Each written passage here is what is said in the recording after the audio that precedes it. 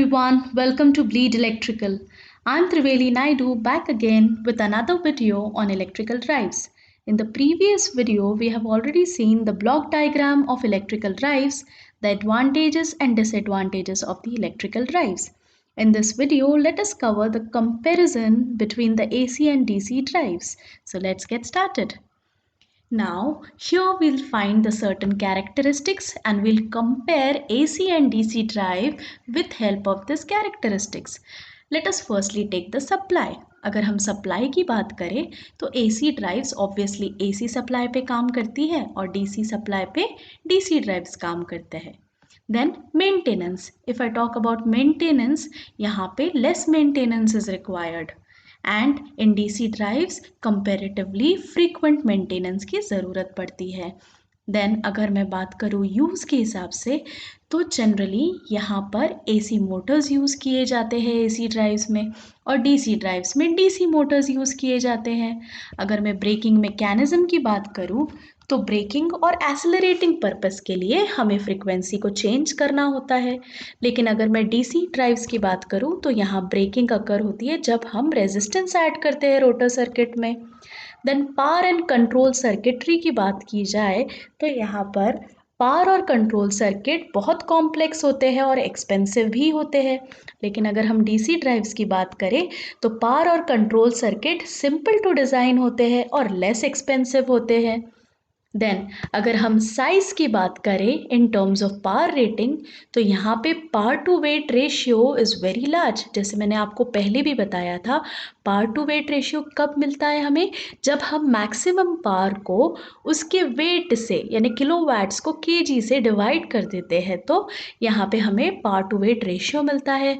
तो यहाँ पर ये बहुत लार्ज होता है और यहाँ पे it is considerably small.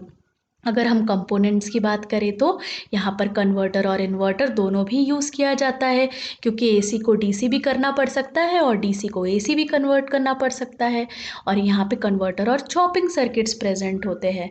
Then अगर हम कम्यूटेशन की बात की जाए तो कम्यूटेशन कहाँ पे प्रेजेंट होता है, DC ड्राइव्स में. यहाँ पे नहीं होता है तो नहीं होने के कारण इट इज़ लेस बल्कि एंड इनएक्सपेंसिव. लेकिन DC ड्राइव्स में तो कम्यूटेशन प्रेजेंट है तो वो उसे हैवी बना देता है और कॉस्टली कर देता है.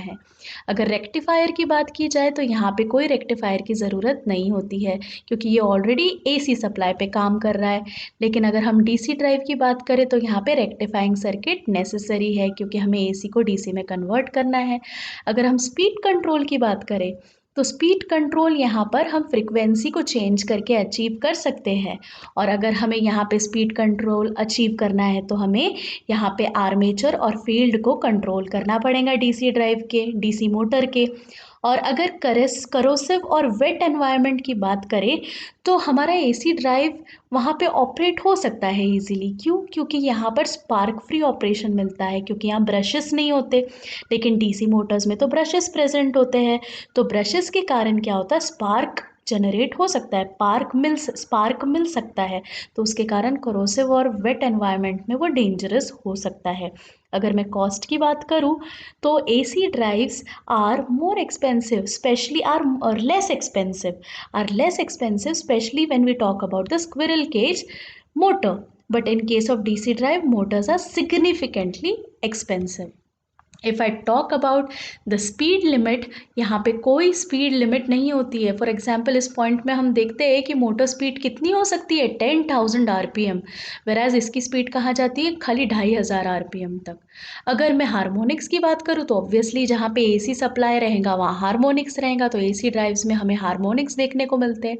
लेकिन DC ड्राइव्स में हमें हारमोनिक भी देखने को नहीं मिलते हैं. देन स्पीड रेगुलेशन यहाँ पे 1% स्पीड रेगुलेशन इज अटेनेबल, यहाँ पे it is not possible. Okay. Then अगर हम डायनामिक रिस्पॉन्स की बात करें तो AC मोटर्स जो होते हैं, AC ड्राइव्स जो होते हैं हाई डायनामिक रिस्पॉन्स प्रोवाइड करते हैं, whereas now DC drives offers low dynamic response. Then if I talk about the starting torque, it do not produce high starting torque. यहाँ पे it produces high starting torque. If I talk about the noise, यहाँ पे noise is highly unfavorable in certain applications, but यहाँ पे it is very noisy. लेकिन if I compare it with the DC motors, it is less noisy. The DC motors are less noisy. So DC drives is less noisy as compared to the AC drive. If I talk about the power consumption, this AC drives consumes less power, and if I talk about DC drive, it consumes more power. Then if I talk about the circuit complexity, obviously यहाँ पर it is more complex, क्योंकि यहाँ पे दो converters inverters सब कुछ available है DC to AC करने के लिए, देन AC to DC करने के लिए. ये लेस कॉम्प्लेक्स है बिकॉज यहाँ पे power conversion process is only from AC to DC. So that's all for this video. In the upcoming video, we'll be talking about characteristics of motor. So keep watching.